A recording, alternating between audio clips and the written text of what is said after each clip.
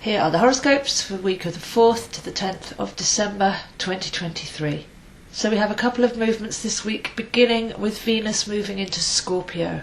So Venus always moves close to the Sun, and Venus is tipping into Scorpio for the next 4 weeks, starting on Monday. And this takes our passion deeper. Venus ruling Taurus and Libra, what we love and cherish, the self-worth, the creativity, all of that gets taken to the deepest level of our soul.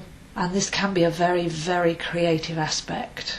Wonderful for self-love as well, because Scorpio likes to go in, dig out anything that's base and raise the energy. So we could focus our energy over the next 4 weeks on letting go of any negative self-talk, self-belief, things we're still holding ourselves responsible for in the past, which were just lessons that we were supposed to learn and change our behaviour and our beliefs accordingly, but not carry the weight. So we're talking here of things like guilt and shame. So Scorpio takes us into our underworld, tend to journey through the dark months and come back out in the light of Aquarius. And if we take that journey voluntarily, then there is huge mastery and alchemy that can be performed. On the 6th, we have Neptune turning direct. Neptune's been retrograde since the 30th of June in home sign Pisces. So Venus in Scorpio, that's a water sign. Neptune turning direct in Pisces, a water sign. Venus is the lower octave of Neptune, the earth feminine and the spiritual feminine. We can see we're in some very feminine waters this week. And we're able to tune in, not just to our feelings, but our intuition, our inner cellular knowing, as our cells are mostly made of water. And Neptune turning direct, Neptune being a tuning fork, we're able to see things more clearly after having gone on a retrospective since late June, where we learn to trust our intuition and not rely on the rational 5 senses, but take that 6th sense deeper.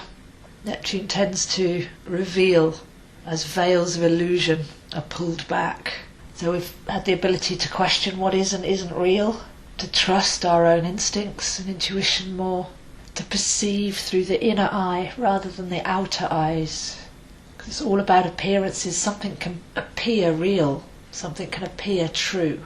But yet, if your inner senses are saying that that's not the case, or there's something not quite right, then we do need to listen to that sensitivity that we all have when we're able to tune in and perceive from deep within ourselves. So a lovely combination there, Venus diving into Scorpio, going into the deep, and Neptune turning direct, having shown us certain illusions that have been presented to us, and also the collective really. The outer planets can be a little bit transpersonal, so we can look at Neptune transits as to what's the collective feeling, where's the collective consciousness focused, what direction is it heading in, can we feel a groundswell of where we're going as a collective. So looking back 6 months, what's been revealed, what new perception do we have as a result, and is there a feeling of awakening or remembering on a worldwide level as a result of Neptune's retrograde. Mid next week we will be entering into Mercury retrograde, but the precursor is always very enlightening. So Mercury will retrograde in Capricorn back into Sagittarius, but the general theme here this week with Venus and Neptune active ties in very nicely with the Sun in Sagittarius. So 2023 in Tarot has been the year of the Magician, and there's been a lot of opportunity for learning and applying heart manifestation, being responsible for what wavelengths we're transmitting and therefore what we're receiving, and achieving a higher perspective. Sagittarius is very clear-minded, goes on a journey to collect all the perspectives and then seeks the central point, the point of pure truth. And as we're in the awareness phase, observing what might be coming up for us in our own personal Mercury retrograde in Sagittarius, there are certain themes that are coming up, and this week I feel that we can study polarity. Sagittarius brings the end of the long dark days. Everything's at its opposite, dark versus light. But with Neptune turning direct, I feel that we can actually apply our higher minds, which is the realm of Sagittarius, higher mind and wisdom, our philosophical approach, tackle the bigger questions in life and ask ourselves questions. We can explore the information that's given to us.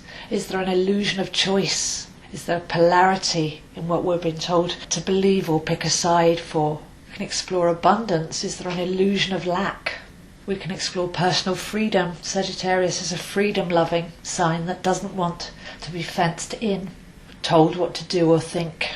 We can explore where we might have trapped ourselves into thinking too rigid or believing too rigidly. A good way to do that is to consider the opposite of what you're believing and then work backwards. Or if you're plagued by a certain fear of something happening, fixed on a certain outcome, then we can employ the what if and consider what if what we do want to happen would be the outcome, rather than being trapped in a negative fear and a mental limitation.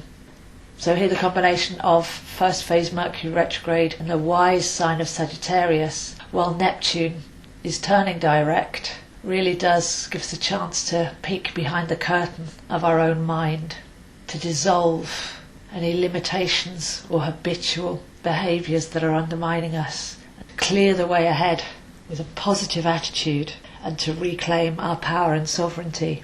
So a quiet but intense week, exploring our inner landscape, questioning the outside world to make sure what we're taking in is actual truth, and trusting our intuition to be able to feel what's true and navigate our way with personal freedom, not relying on external sources. So if you would like to see where this is happening for you, I am available zoeahines7@gmail.com. I can arrange a reading, one-to-one courses and coaching to help clear some of the blocks and beliefs that you're ready to let go of. Post these videos on my YouTube channel, Zoe Astro, Instagram, zoeahines7 and Facebook, Astro Zoe. So some quiet tuning in this week, observing the mind, raising consciousness, realising the connectivity of all things, what we're transmitting, we're receiving, but also how we're interacting with our outside world, with others. We're getting more intuitive, perceptive, and starting to be able to see through some of the old systems and psychology that have held us back for so long. So wishing you a wonderful week, and I'll see you next week.